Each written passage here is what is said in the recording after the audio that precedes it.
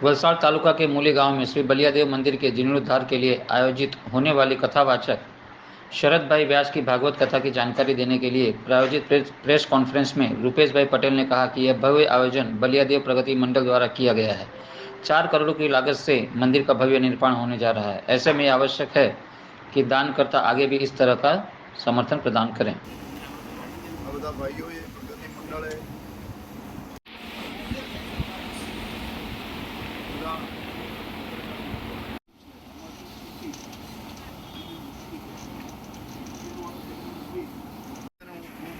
માનું છું એટલે બળિયાદેવનો આશીર્વાદ બધાને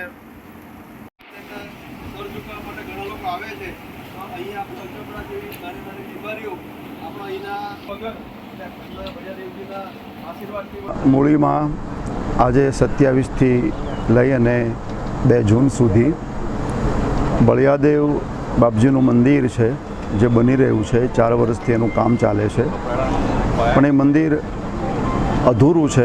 એને પૂર્ણ કરવા માટે આ બળિયાદેવ પ્રગતિ મંડળના તમામ ભાઈઓએ એ કથાનું આયોજન કર્યું છે।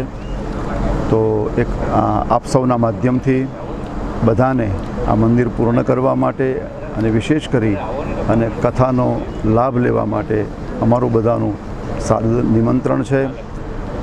સાંજે 8 વાગ્યા સુધી કથા ચાલશે અને એમાં બધા માટે ભોજન પ્રસાદની વ્યવસ્થા અમારા કાળુભાઈ અને ભરતભાઈ તરફથી, કાળુભાઈ આહિર જ્યાં જ્યાં પણ કથા હોય ત્યાં પ્રસાદ માટે ભોજન માટે ઉત્સુક હોય છે, એના તરફથી ભોજનની વ્યવસ્થા થશે અને એટલા માટે આપ સૌને હું ખાસ નિમંત્રિત કરું છું। આ કથા રાખવા પાછળનો હેતુ, આયોજકોનો હેતુ એ છે કે મંદિર પૂર્ણ થાય અને એમાં લોકો ફંડ આપે। મારો હેતુ વ્યાસપીઠ ઉપરથી લોકો કથા સાંભળે અને હું લોકોને પ્રાર્થના કરી શકું કે આ મંદિરનું નિર્માણ માટે યથાયોગ્ય યોગદાન કરે। મંદિરનો ઇતિહાસ શું છે? મંદિરનો ઇતિહાસ, બળિયાદેવ બાપજીનો ઇતિહાસ આમ તો આ લોકો વધારે જાણે, પણ આપણે ત્યાં કોઈ પણ મંદિરનો ઇતિહાસ, મંદિર વસ્તુ એક એવી છે કે નાનું હોય, ડેરી હોય અને એમાંથી જીર્ણોદ્ધાર થતો રહે।